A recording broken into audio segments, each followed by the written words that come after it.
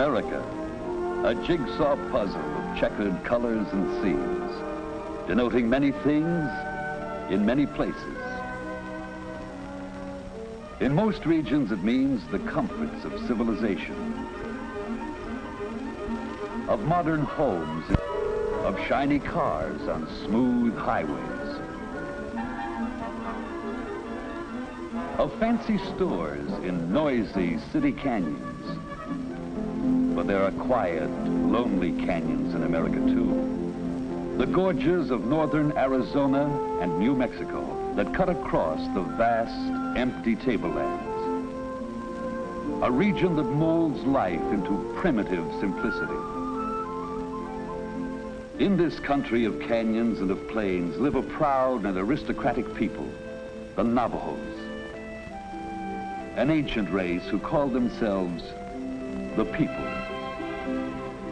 Since their migration from the north some 600 years ago, the Navajos have had their way of life shaped by the unyielding land in which they settled.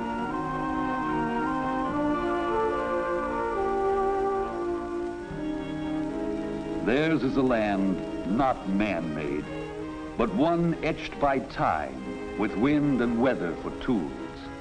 The granules of desert sand, driven by the wind, act as tiny drills against the face of cliffs. They wear away the softer layers of rock. These crevices fill with snow in the winter months. As the snow freezes, it expands and forces the rocks apart to split the crevices deeper. When the snow melts in the spring, or after summer showers later, the runoff water seeks the cracks and wears into the stone. In time, sections loosen and fall away. And through the ages, erosion carves the cliffs.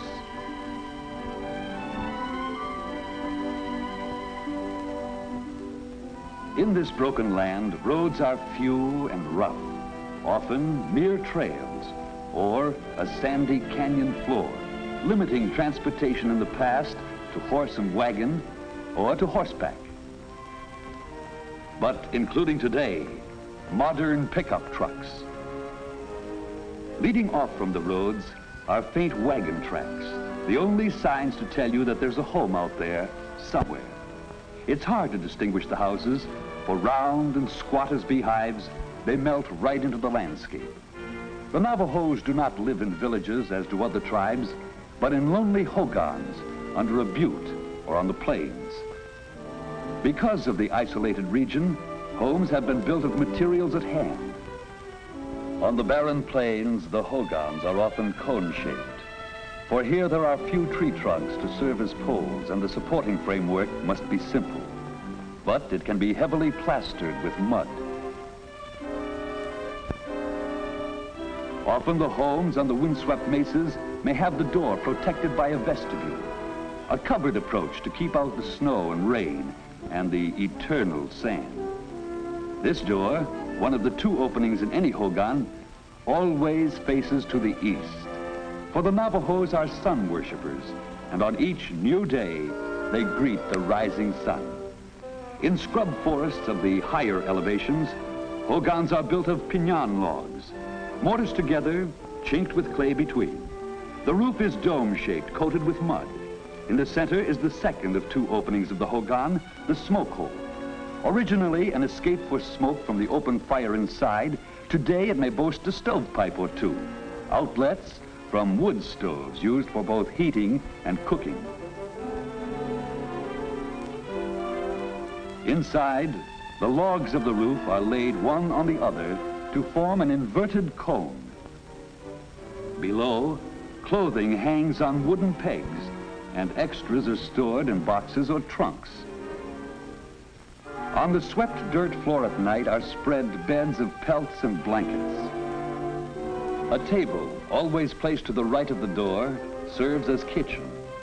And in one simple log room in the winter months, the Navajo family lives its daily life. In summer, the household moves outdoors into a simple shelter built nearby.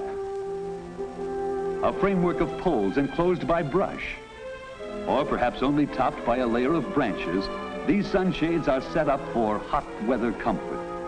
If the family can afford a tent, it is pitched nearby. And out of doors, the daily chores go on.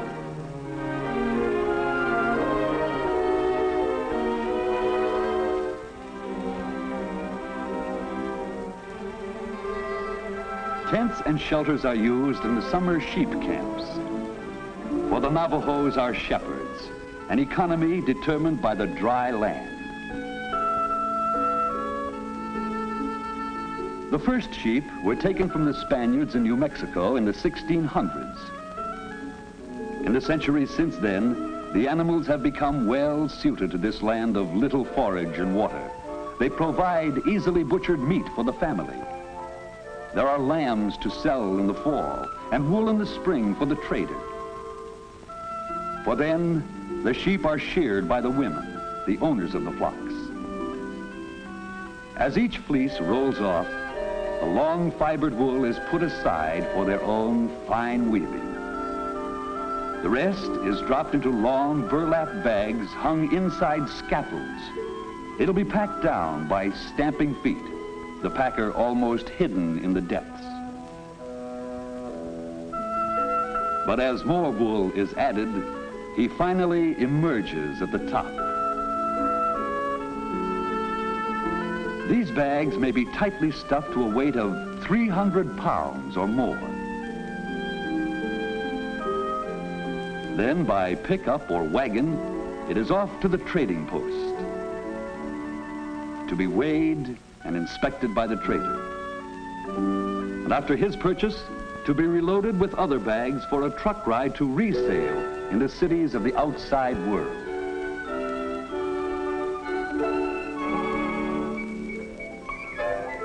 On all the broad Navajo reservation, the trading posts are the only towns.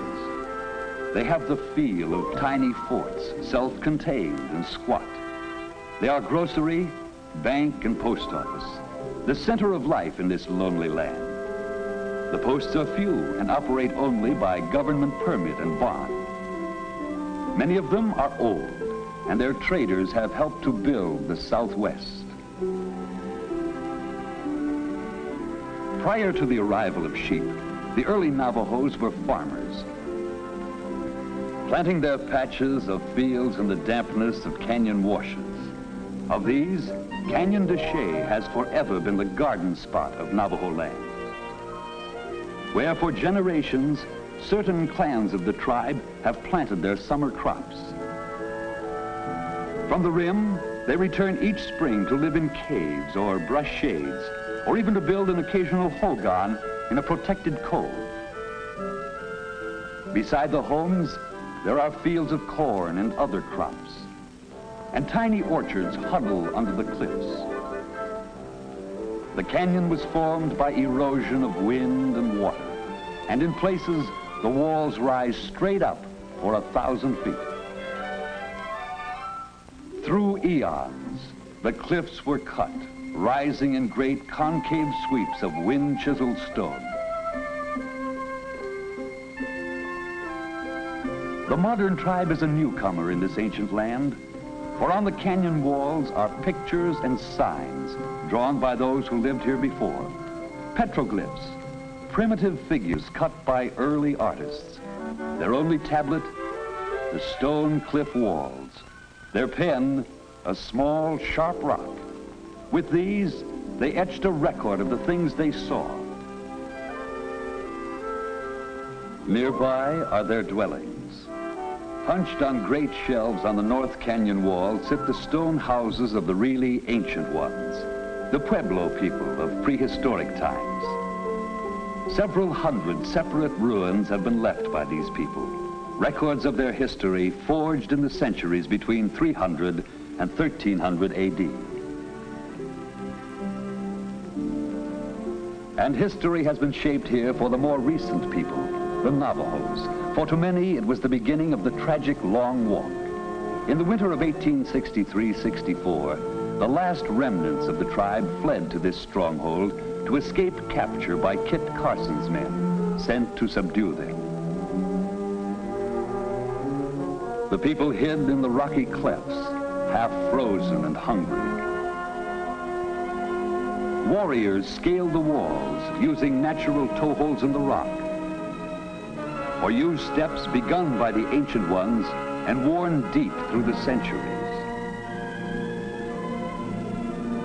By these, they swung up the walls and over the rim, hoping for safety above, only to be caught and walked 300 frozen miles to captivity. Up on the canyon rim is a symbol of man's need in this stern land. It seems to be only a pile of stones, but it has been built slowly by generations. For here, a Navajo will stop before going on any journey. A twig is broken from a nearby juniper tree to be deposited on the pile. Then a stone is placed to hold it down against the wind. And a silent prayer is said for safety and good luck. Through the years, Navajo hands have built this ancient wishing pile, and Navajo hearts have given thanks and have made wishes that life might be easier in the harsh land that is their home. This golden country of canyons and of sand. One colorful segment of the jigsaw that is America today.